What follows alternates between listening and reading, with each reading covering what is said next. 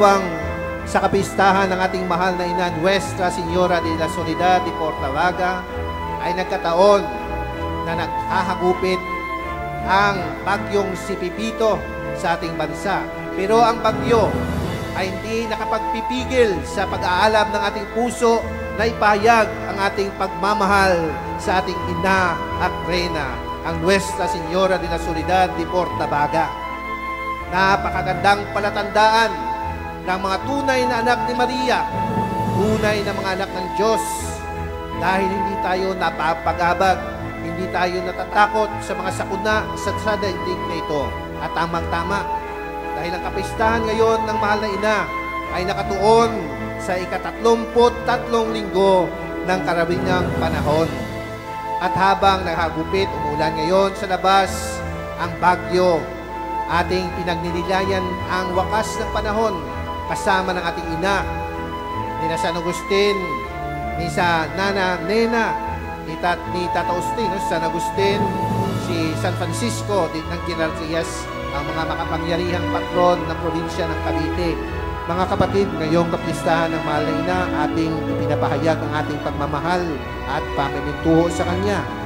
Kitang-kita ngayon paman ang ating kinikilala at ipinapahayag ang kaluwalhatiang tinatamasa niya sa kalangitan sa pamamagitan maringal na kapa, korona, mga alahas, at ilaw na pumupuno ng kanyang karosa at ang tampanang ito.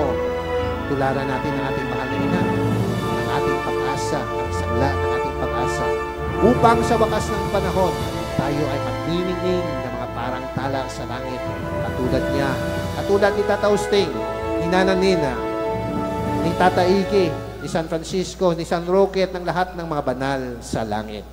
Amen?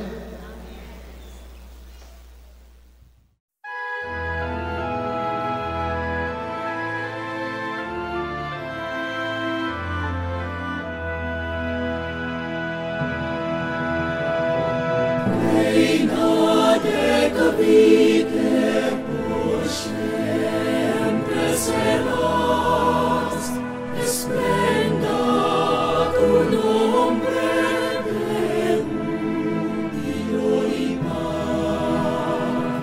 Reina de Cavite, por siempre serás, esplenda tu nombre.